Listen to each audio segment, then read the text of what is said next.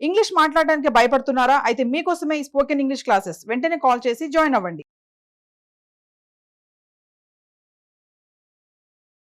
నమస్తే రమగారు. నమస్తే జయ. ఏదైనా మంచి కథ చెప్పండి అండి. అదృష్టము దురదృష్టం మనం ఇవి మాట్లాడుకుంటాం ఎప్పుడు. అదృష్టం వల్ల కలిసి వచ్చేసింది, అదృష్టం తప్పిపోయింది, అంతే. ఒక్కొక్కసారి తప్పిపోతుంది కూడా. కొంతకాలమే అదృష్టం అనే కథ నడుస్తూ ఉంటుంది. జీవితాంతం అదృష్టాలు ఉండవు చూడు. ఎక్కడుంటాయి? ఎక్కడో చూడదు, ఏదో తేడా వస్తుంది కదా. ఎలాంటి అదృష్టవంతులకైనా అనారోగ్యం వస్తుంది, ప్రమాదం వస్తుంది, మరణం అనివార్యం కదా. కానీ మిగిలినవేవో కొన్ని వస్తాయి. అందులో దురదృష్టాల్లో అదృష్టాలు వస్తాయి కొన్ని. అదృష్టంలో దురదృష్టం వస్తుంది ఇంకోసారి. ఇలా నడుస్తూ ఉంటాయి. చైనా కథలు భలే ఉంటాయి. ఈ అదృష్టాన్ని గురించి కలిసి రావటం మీద భలే కథలు రాస్తారు వాళ్ళు. చందమామ కథే. పూర్వమట అదేదో చైనా నగరంలో ఒక చిన్నగారని ఒక పెద్ద మనిషి ఉండేవాడు. ఆయనది మంచి వ్యాపారం, బాగా సంపాదించాడు. 4 కుమారులు. మెల్లిగా వ్యాపారం వృద్ధి పొందుతూ ఉండగానే, ఆ తిరుగుతున్న వ్యాపారం తిరుగుతూ ఉండగానే ఆయన వాళ్ళు ఏమిటో చైనా వాళ్ళకి వెండి చాలా గ్రేట్. వెండి దాచుకోవటం, వెండి అమ్మటం, వెండి కొనుక్కోవటం, వెండి ఇవ్వడం, అలాంటి వాళ్ళు ఎక్కువ ఉంటాయి. ఏమిటో బంగారం అంటే మనకు అంత బంగారం కూడా అంత మనమేదో జాగ్రత్తగా దాచుకుంటాం. వీళ్ళు వెండిని నిలవ వస్తువుగా, అంటే ఎంత వెండి దాచాడు అన్నదాన్ని బట్టే వాడి డబ్బు కిందే వెండి ఉండేది వాళ్ళకి. అలాంటి పద్ధతి ఉండేది ఒకప్పుడు. అదే కథల్లో ఎక్కువ వెండి కనపడుతుంది. ఓకే.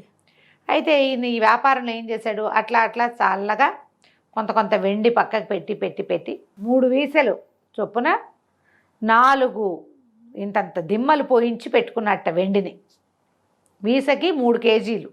ఓ 3 3 9. ఒక్కొక్కటి 9 కిలోల చొప్పున 4 దిమ్మలు చేయించాడు. అప్పుడు కాస్త వెండి చేరుస్తూ 3 వీసలు అయ్యాక మోయగలిగేటట్టు ఉండాలి. అంతగా మోయలేనంత వెండిలే కాదనమాట, మోయగలిగేటట్టుగా 4 రాళ్ళు పోయించాడు. చక్కగా వాటికి ఎర్రటి వస్త్రాలు అవి కట్టి తన తలాపినే దాచిపెట్టుకునేవాడు. తర్వాత కాలంలో ఆ వెండంతా ఏర్పాటయ్యాక ఆయన ఇంకేమి దాచల, అంతా వ్యాపారంలోనే ఉండేది. ఇది మాత్రమే ఆయన దాచిన సొమ్ము. వ్యాపారం ఏముంది, టర్న్ ఓవర్లు తిరుగుతూ ఉంటాయి, అందులోనే తిరుగుతూ ఉంటుంది. వీళ్ళ ఖర్చులు గిచ్చులు దాంతో వెళ్ళిపోతూ ఉంటాయి. కానీ దాపరికంగా ఆయన ఇంకేం చేయాల. ఈ డబ్బును ఇన్నేళ్ల నాడు ఎప్పుడైతే ఇవి దాచుకున్నాడో, ఆ తర్వాత కుమారుల చదువులు వచ్చినాయి, ఉద్యోగ పెళ్ళిళ్ళు వచ్చినాయి, సంతానం కలిగింది, ఏదో చుట్టాలు పక్కాలు ఇళ్ళు వాకిళ్ళు ఇబ్బందులతోటి ఇంకా ఆయన ఎప్పుడు ఏమీ దాచల. ఈయనకి 70 ఏళ్ల వయసు వచ్చింది. ఆయన 40లోనే 50 లోపే చేసేసాడు ఆ వెండి సంగతి. పిల్లల చిన్నతనాలకే ఏర్పరిచేశాడనమాట. అయితే ఏమైందట, ఈ 70వ పుట్టినరోజు ఎంత ఘనంగానో చేశారట కుమారులు. నాయన నువ్వు విశ్రాంతి తీసుకో నాన్న, మేమే చూస్తాం ఇదంతా. అప్పటికే కొంతకాలంగా ఈయన హాఫ్ డే ఇంట్లోనే ఉంటున్నాడు. ఇప్పుడు ఫుల్ డే రెస్ట్ ఇచ్చారు నాన్నకి.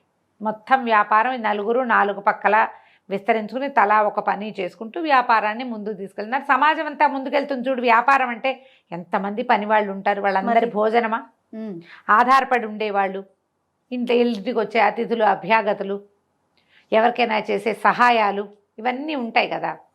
అప్పట్లో వాళ్ళు కూడా 40% దానానికి చేసేవాళ్ళు. ఓహో. వాళ్ళ బిజినెస్లో 40% లాభాన్ని సహాయాలు చేసేసేవాళ్ళు. సరే వీళ్ళు మేము 4 చేసుకుంటాం నాన్న, నువ్వు వాళ్ళ నుంచి రెస్ట్ తీసుకోమంటే ఆయన చాలా సంతోషించాట. ఆ 70వ పుట్టినరోజు గ్రాండ్ ఫంక్షన్ చేశారు. నగరంలో ఉన్న బీదా బిక్కి అందరికీ భోజనాలు కూడా పెట్టారు. చాలా బాగా చేశారు. ఎంత చూసి ఏమన్నాడు, నాయన చాలా సంతోషం, నా జీవన సాఫల్యం లభించింది, మీరు ఇట్లా బుద్ధివంతులుగా ఉన్నారు, మరి నేను కూడా ఇంకా విశ్రాంతి తీసుకుంటాను. నేను సంపాదించింది 4 దిమ్మలుగా పోసాను, రేపే మీ 4 తలా ఒక దిమ్మ అప్పచెప్తాను నాన్న అని కొడుకులకి చెప్పారు. వాళ్ళు సంతోషించారు. మరి నాన్న సంపాదించింది లాభం మనకి చేరుతుందంటే కుటుంబానికి ఆసరా కదా అది. సరేనన్నారు. ఆ రోజు రాత్రి ఆయనకు ఒక కల వచ్చింది. పడుకున్నాక ఒక తెల్లటి వస్త్రాలు, ఎర్రటి తలపాగాలు, ఎర్రటి నడుం బట్టలు ఉన్నటువంటి 4 అత్యద్భుతమైన వంతులుగా ఉన్నటువంటి మగవాళ్ళు ఆ గదిలోంచి వెళ్తూ ఈయనకు దండం పెడుతున్నారు. అయ్యా, చాలా కాలంగా మిమ్మల్ని సేవిస్తున్నాం, ఎంతకాలం నుంచో, ఇక మీ సేవకి అయిపోయింది, ఇప్పట్లో మా సేవలు మీకు అందం. మేము మీ దగ్గర నుంచి వెళ్ళిపోయి పై ఊర్లో ఉన్నటువంటి యానని ఆయన సేవించడానికి వెళ్ళిపోతున్నాను నాయమయ్య. పై ఊరు, ఒక ఊరు పేరు కూడా చెప్పారు. ఆ ఊళ్ళో ఉన్న యాన్ గారిని సేవించడానికి వెళ్తున్నాము. చాలా బాగా చూసుకున్నారు మీరు మమ్మల్ని. ఇవాళతో మా సేవలు సమాప్తం అని చెప్పి నలుగురు చక్కగా వెళ్ళిపోయారు బయటికి. తెల్లవారుజాము ఈయనకి నిజంగానే ఎవరో తన గదిలోంచి వెళ్ళిపోయినట్టు అని అనిపించింది. చాలా ఆశ్చర్యంగా కళ్ళు తెరిచి ఆయనకి ఏదో అనిపించింది. ఆ ఎర్రటి తలపాగా, ఆ నడుంగుడ్డ తను ఎక్కడో చూశాను అనుకుని ఆయన అటు ఇటు చూసి తన మంచం తలాపిన ఒక పక్కగా దాచిపెట్టిన 4 వెండి ముద్దలకేసి చూశాడు. లేవు. ఆ 4 వెండి బ్లాకులు మాయమైపోయినాయి. వాటికి కట్టిన గుడ్డలతో సహా ఇక ప్లేస్ ఖాళీ అయిపోయింది. గొల్లుమని ఏడ్చాడు. నా అదృష్టం ఇవి, ఇంతకాలం చూసుకున్నాను. అవి ఏ గుడ్డ అయితే ఈయన వాటికి కట్టాడో అవే ఎర్రటి బట్టలు కనపడ్డారు వాళ్ళు. వాళ్ళ ఒంటి మీద తెల్ల బట్టలు ఉన్నాయి. ఓకే. ఈ నడువుకోకుండా తలకొక ఇది కట్టుకున్నారు. అది మనం కట్టిన క్లాత్. చాలా దుఃఖించాడు. ఖాళీ వెళ్ళిపోయింది. ఏం చేయాలో తెలియలే. అయితే ఏమనిపించింది, వీళ్ళు పై ఊర్లో యాన్ అని పేరు చెప్పారు. అతను ఎవరో చూడాలి. అడ్రస్ చెప్పి వెళ్ళారు కదా, వాళ్ళ సంగతి చూద్దామనుకున్నాడు. సరే మర్నాడు బండి కట్టించుకుని ఆ యాన్ గారింటికి వెళ్ళాడు. ఆ ఊరు వెళ్ళి యాన్ గారు ఎవరైనా ఉన్నారా, ఈ ఊళ్ళో పెద్ద మనిషి ఉన్నాడా అంటే ఉన్నారన్నారు. యాన్ గారింటికి వెళ్తే యాన్ గారి ఇల్లంతా నానా హడావిడి గందరగోళంగా ఉంది. ఈయన వెళ్ళాడు లోపలికి. అయ్యా, పై ఊరు నుంచి మిమ్మల్ని కలవడానికి వచ్చానండి. ఏమిటండి మీ ఇంట్లో హడావిడి ఏమిటి అని అడిగాడు. ఏం చెప్పనండి, 9-10 సంవత్సరాలుగా నా భార్య చాలా అనారోగ్యంతో ఉంది. ఎంత జబ్బుగా ఉందో. అయితే నిన్న రాత్రి దానికి ఒక కల వచ్చింది. ఎవరో ఒక 4 వ్యక్తులు తెల్లటి వస్త్రాలు, ఎర్రటి తలపాగా, ఎర్రటి నడుంగుడ్డ కట్టుకున్న వాళ్ళు ఇవాళ నుంచి నీ కోసం మేము వస్తున్నాము అని చెప్పారు. ఆమె కేకలు పెట్టింది. ఏం చెప్పారు, మీరు మంచం కింద తవ్వండి అని చెప్పారు వాళ్ళు. మంచం కదిపి చూసాం మేము. మంచం కదిపి చూస్తే మంచం కింద 4 ఇంతంత వెండి బ్లాకులు ఉన్నాయండి.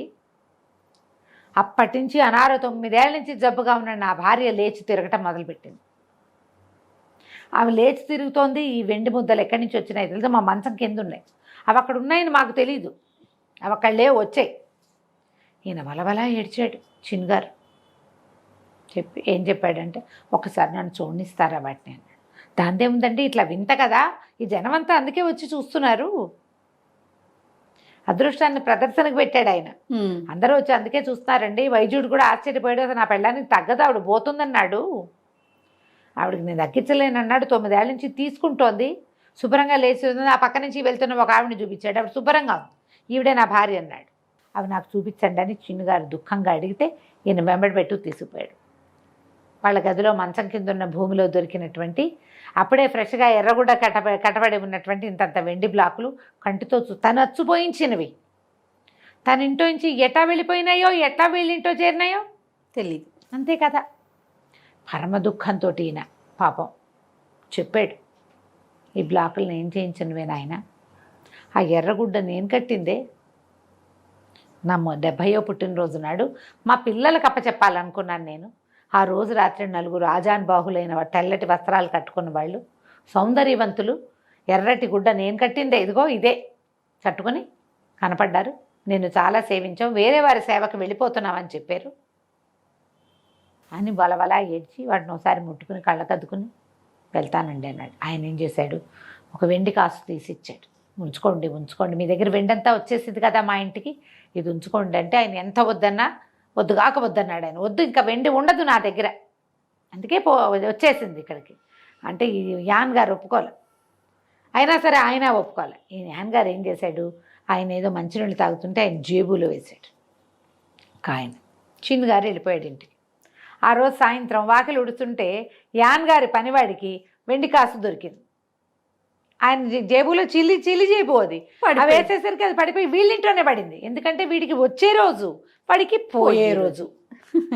ఇది కథ వింతగా ఉంది, కానీ మనం ఆలోచించండి, ఎవరికి వాళ్ళకి తెలుస్తుంది. మనం కూడా జీవితంలో అలాగే అదృష్టంగా అద్భుతంగా ఉన్నవి పూటలో పోగొట్టేసుకుంటాం. ఎలా పోయిందో తెలీదు. కొబ్బరికాయలోకి నీళ్ళు వచ్చినట్టుగా వచ్చేస్తుందమ్మా అదృష్టం. అలాగే పోతుంది, అలాగే పోతుంది. ఈ వచ్చే పోయే అదృష్టాలని మీద ఆధారపడకుండా భగవంతుడి మీద ఆధారపడు. వస్తే ఎక్కిపోకు, పోతే దిగిపోకు. దేవుణ్ణి నమ్ముకో. వస్తే అంతా ఆయన దయ, పోతే అంతా ఆయన కరుణే, మళ్ళీ ఇస్తాడు. పోగొట్టిన వాడు ఇవ్వకుండా ఎందుకుంటాడు? నారు పోసిన వాడు నీరు పోయాడు, పోయిందో అని ఏడవకూడదు, దిగనాసిల్లిపోకూడదు, దిగెళ్ళిపోకూడదు. అది ఇచ్చిన వాడు తీసుకున్నాడు, మళ్ళీ ఇస్తాడు. ఎప్పుడు నాకు ఇవ్వకపోతే నా కొడుకులకి ఇస్తాడు, కొడుకులకి ఇస్తే మనవాళ్ళకి ఇస్తాడు. ఇవ్వడం మాత్రం గ్యారంటీ. అంతే. తీసుకున్నాడుగా, మొదటి ఇచ్చాడుగా, అలాగే ఇస్తాడని నమ్మండి. అదృష్టం ఇలా ఉంటుంది. ఎలా ఎవరిని పైకి ఎక్కిచ్చేస్తుందో అందలం, ఎలా ఎవరిని కింద దింపేస్తుందో మనకు తెలియదు. కాబట్టి దైవారాధన మానకండి. ఏదైనా సమస్య రాగానే మొదట మనం దేవుణ్ణి మానేస్తాం. అవునండి, దేవుణ్ణి మానేస్తాం, దేవుడికి చేయటం, లేదా దేవుణ్ణి మార్చేస్తాం. అవును రమ్మ గారు. మానేయద్దు, మార్చేయద్దు, మార్చద్దు దేవుణ్ణి. మారాల్సింది మీరు. లోకంలో ఎక్కడైనా సరే డబ్బులు రాకడా పోకడా, ప్రాణం రాకడా పోకడా సహజమైనవి, చాలా సహజం. ఓ పిల్లాడు పుట్టడం, పెరగడం, చచ్చిపోవడం లాంటిదే. ఇవేమో అనివార్యమైనవి. వాళ్ళు చనిపోయారంటే దేవుడిని మానేయటం తప్పు. అవునండి. ఏ మాత్రం చిన్న సమస్య రాగానే మానేస్తాము, మీరు అన్నట్లుగా మార్చేస్తున్నాము. మార్చకండి, మానేయొద్దు కూడా. అనేయద్దు. మీరు అన్నం తింటాం మానరు, గాలి పీల్చడం అసలు మానరు. దేవుణ్ణి మార్చటం ఏమిటి? దైవారాధన మానేయటం ఏమిటి? అది చేయకూడదు. అది కంచికి మనం ఇంటికి. నమస్తే రమ్మ గారు. నమస్తే జయ.